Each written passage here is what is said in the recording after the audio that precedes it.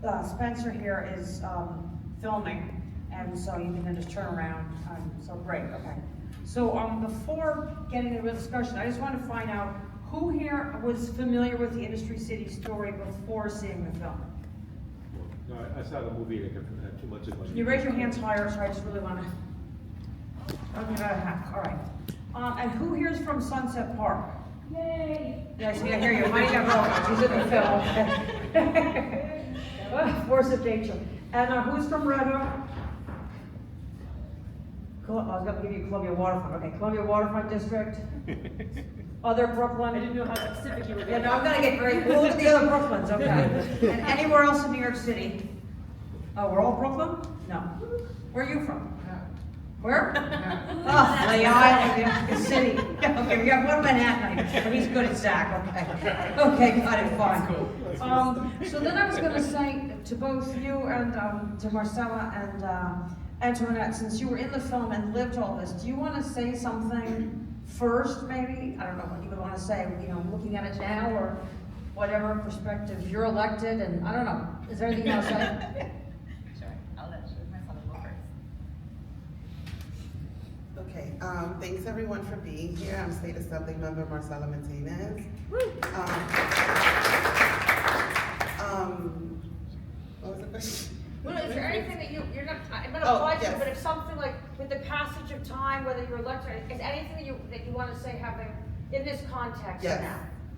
I know that now I represent, as an elected official, I don't just represent Sunset Park, but I represent Red Hook and, you know, part of the Columbia waterfront. And to be here again with some of the same folks was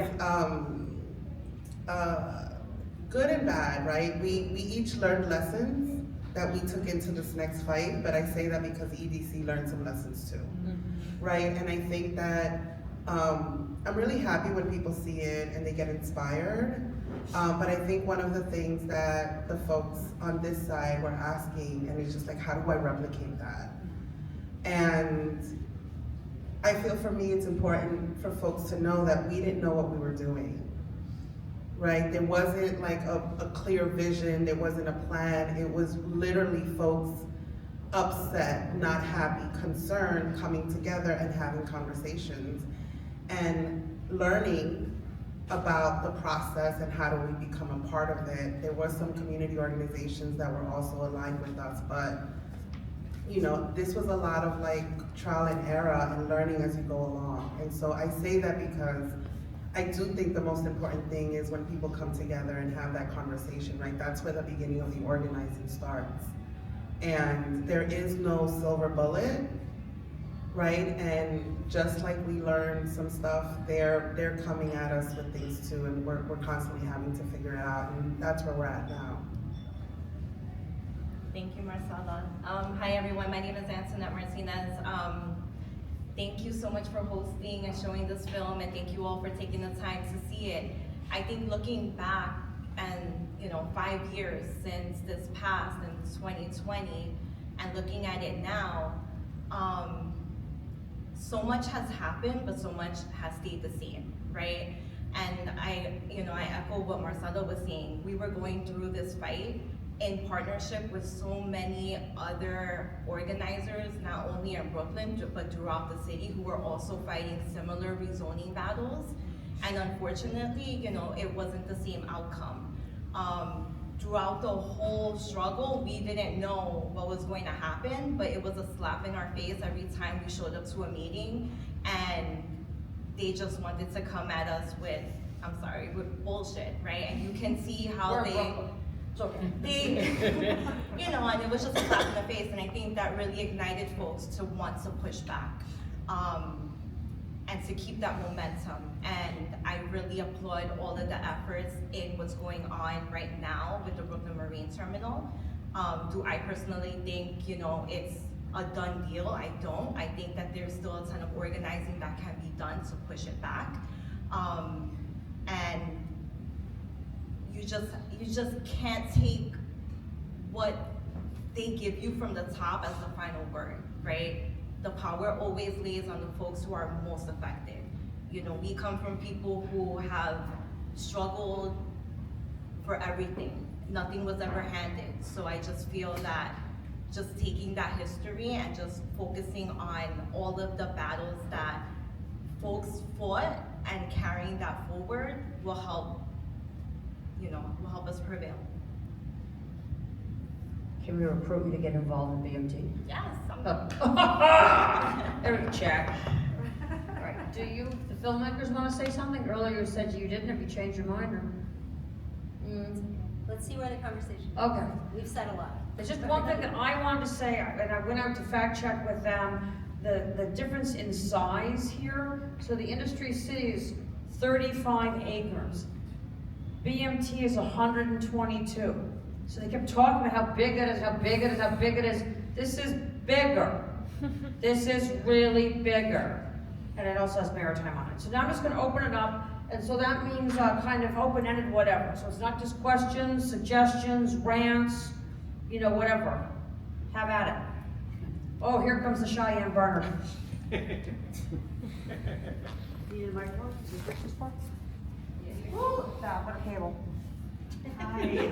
I'm so glad. I've been wanting to see this for a long time, and I've been really excited by what happened in Sunset Park since it happened. I was at the time covering climate and environment for the Times Metro section, and I ended up later, looking into the plan for Equinor. And I don't know how much it was like. It wasn't that much emphasized in the film, but like, am I correct that the way it turned out is that those turbines, the whole idea is that's a huge new plan to build and manufacture those turbines that are part of the energy transition for the whole state, right here in Sunset Park. Am I right that could not have been possible if that rezoning had passed? Because it would have not been an industrial place anymore. So I remember at the time being like, this is such a vindication of this vision. So I have two questions about it, specifically about how it relates to our struggle here. And one of them you kind of touched on. I was wondering if it was the way the community ended up victorious in Sunset Park. Is that why for BMT they have tried to skip the ULURP? And is that the reason? Because I don't know why I've never thought to ask it that directly before. That's my first question. And my second question is, how necessary was it that, because my understanding is that Uprose and maybe others in the community, long before the rezoning proposal, they and you had a specific vision of the green reindustrialization. And that was a vision that the community had been working on for a long time before this even came up. So that's the thing that we don't necessarily have here, like a community consensus about that. And I guess my question is, how key was it that pre-existed the problem, and how much of a community consensus was it? Or was it really just a small group that knew about and wanted that? So those are my two questions. What was Sunset Park the reason for trying to, I'm forgetting the G. Well, why are they is that why they want that? Huh? No, sorry, I don't mean grid. I mean the fact that they want to skip the ULURP and go to the other thing, GPP. Oh, GPP. Yes. Is that because of you guys? And then my other question about, was it just Uprose, or was it like a real community consensus to do the green reindustrialization? Who's gonna take that? So we don't know for sure if EDC decided to go with a state visioning plan, the GPP versus ULURP.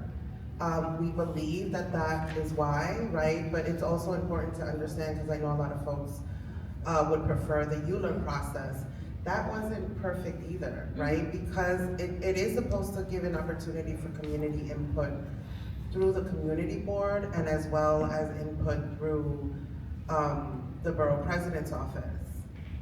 But at the end of the day, they could ignore those if they wanted to, right? And so I think the most important thing to understand is they always have a plan, and they are making sure that the people that are part of the process are gonna make sure that their plan goes through, right? So one of the other things that I noticed was they did a lot more emphasis in creating a task force with community members, and then there was also advisory groups.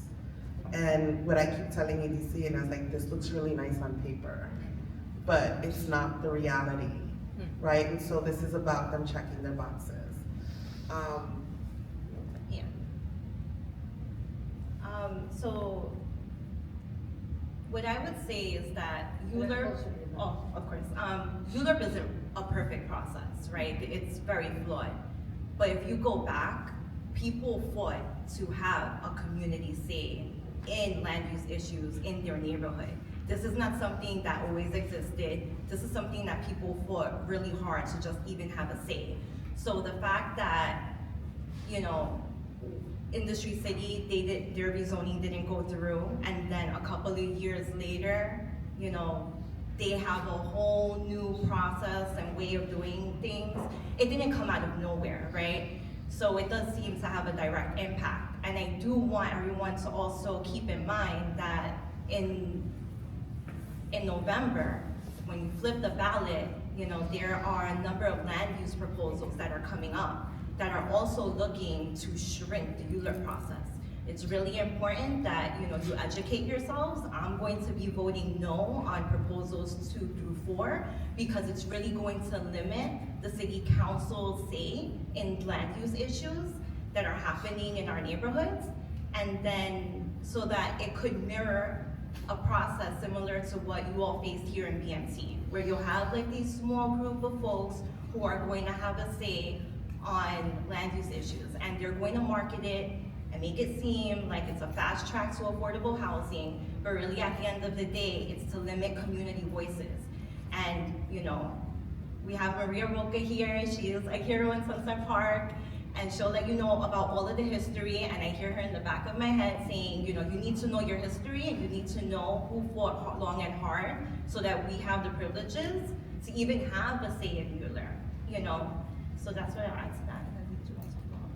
Yeah, the community did have a 197A plan, and I think one of the main things that always stuck out to me is that they really wanted to preserve the waterfront and the views, right? I think that in 2009, the community went through a rezoning to be able to downsize because they saw what was happening in Park Slope, right? They didn't want that coming here, and so they went into this process where they downzoned 4th Avenue and decided to upzone 7th Avenue. The idea was they knew that construction was gonna happen. They didn't want it on 4th Avenue to block the views of the park, but we understood development was gonna happen and we needed it too, and we decided to do it more upland.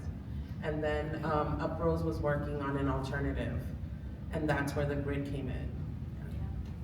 And I applaud Uprose. They were really the ones who had a laser focus on what was coming and really doing the groundwork years before folks even knew that the ULURP was, that the application was going to be submitted. So they really laid the foundation to get folks organized, to understand what a working waterfront is, because I think even that concept is very new to people. So I think that having an organization like that grounded and really meeting with community, really doing the work to meet with businesses and bring them in, and just local folks, so that they understand and can conceptualize something different, so that we can take advantage of our,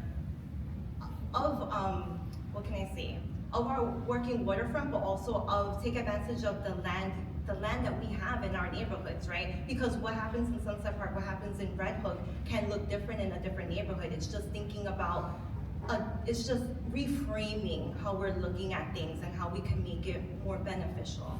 I'm sorry if I rambled on that one. Next.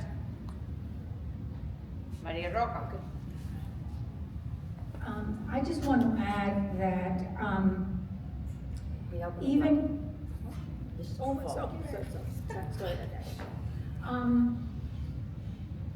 my family moved to Sunset Park in 1964, and Sunset Park had some very dark days. I was 14 at the time, well, many decades ago. So we went through so many years of absolutely disastrous political representation. Yeah. So did a lot of New York City in the working class neighborhoods. Many neighborhoods, particularly working class neighborhoods, we assumed that that land that was close to water, because it had been industrial, it had been dangerous, it had been where prostitution was, where after 4:30 in the afternoon, if you valued your life, you would not be down there. That was the way it was going to be, because the Port Authority of New York and New Jersey totally abandoned that land. And it took neighborhoods like Williamsburg. Williamsburg was the first alarm. And still, people were, oh, well, that happened up there. It's from Sunset Park's point of view, I'm not sure about Red Hook. It's not gonna happen here. It didn't happen there. And I kept telling people, it is coming. Do not sell your houses. Because one of the things that happened in Sunset Park that is not the story here, but that was underlying, is that about the early 90s, huge amounts of cash arrives in Sunset Park, in shopping bags, knocking on doors, when houses were selling for under $100,000, as recent as the 1990s. That's not that long ago in the history. And people just had never seen that much money before. And mostly Latinos, because Sunset Park was at that point heavily Latino, said, oh my gosh, I can sell, because they were being offered at least twice as much as the going rate. What people didn't always know, that the money in the shopping bag was good money, because that is happening. After Sunset Park, it started spreading all over New York City, into the outer boroughs. That the money that they were getting, maybe for the down payment, was good money. You could take that to the bank. But the money you were going to get at closing often wasn't. And so they ended up selling for less, in many cases, than the market rate was. Had it been done all through a check, through the bank, through the usual way. And I just interject that, because we're seeing repeating waves of that type of what is called gentrification. I hate that word because it has a connotation of blonde and blue-eyed. Gentrification is displacement, is monification, and it comes at the hands of whoever has that cash available to compete with the locals that are just moving up the rank by earning money that is taxable. So, Sunset Park had a lot to learn, painfully, but fortunately, by the time Emergent City showed up, though some of us saw it coming, but didn't know exactly how it was going to arrive, we had a new generation. Martinez over here, Mitaynes, who had seen a little bit more of the world outside, had understood what was going on out there, because the locals were so busy just working two jobs, 3 jobs. And what the schools were horrible in Sunset Park. Education, government, through lousy education, is guilty of a lot of this. Because when you do not educate, people cannot take care of themselves. So, as an elder, I'm happy to have seen this new generation, younger generation, and we continue to educate. And so, BMT, do not get discouraged, because you have educated a lot of people through this process. I have never seen this community come out and different segments of the community, because that happened to us first, but people who never spoke to each other, who may have looked at each other sideways, came out and decided to mount guerrilla warfare and gave everyone a voice, not one leader, and this is what we did.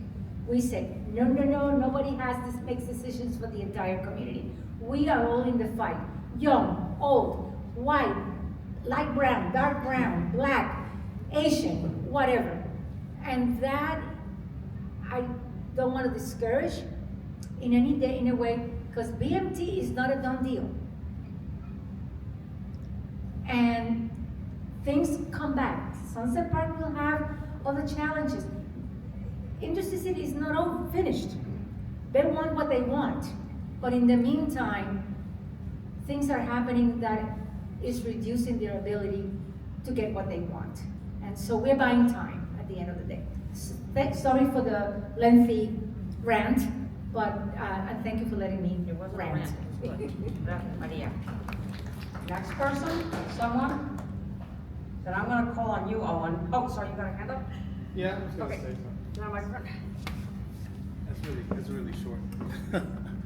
I was just gonna say, I mean, at the time when all this was going on with Sunset, there was also a particular time, right? Yeah, there's a little bit of being at the right place at the right time.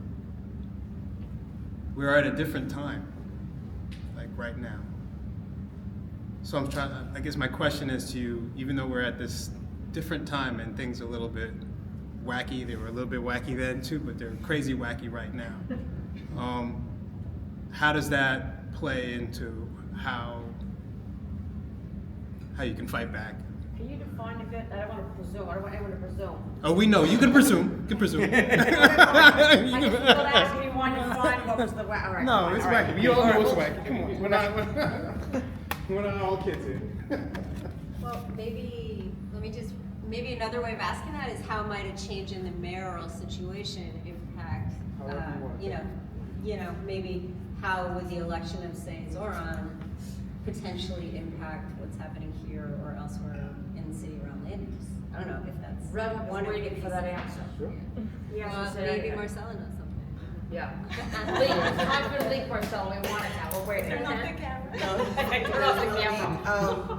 I think part of that was part of our argument in them rushing, right? Like, there's gonna be a new administration, like what is the rush? But there's also threats from the federal government that the funding's gonna get cut that we have, right? I think that there's always things that happen that are out of our control, and we don't know when they're gonna happen, right? And some of them could be things that, there's an opportunity to take advantage of it, right? So part of organizing is creating a plan, pausing, analyzing, and pivoting when you need to, right? So that's some of the stuff where, right now they passed the first part. There's the environmental impact study. There's going to be a comment period.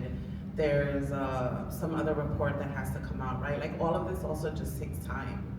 And so it seems to be that they were trying to run out the clock, right? There was this quick, like, let's do it, let's finish, let's get this done. But I don't know. I don't know what's going to happen with the new administration. There might be a new person in charge of EDC, right? And that would be also a huge game changer. Yeah. I mean, I don't know the ins and outs of the proposal, right? But just looking at what happened in Sunset with Industry City, I think, we would be remiss to even not to acknowledge that COVID played a huge role in how things went down. No one could have anticipated that happening. So I think with organizing, you don't know how things are going to play out, but you just, like Marcela was saying, you just have to keep at it. Also, the fact of how, and again, I'm not an expert in this, but just seeing how things played out, it was just such a sham. Like, just how everything went down with these meetings, how there was no real community input. Like, I'm from the outside looking in. I'm excited to see how you all, are you all gonna, file a lawsuit? Was that even a valid process? Like, it was just like, who gives this entity the authority to even make such a huge decision over so many people who don't even know what's going on? It's so disgusting that that even played out. So I think that you have nothing to lose by pushing back. You have to. If I could just add, sorry.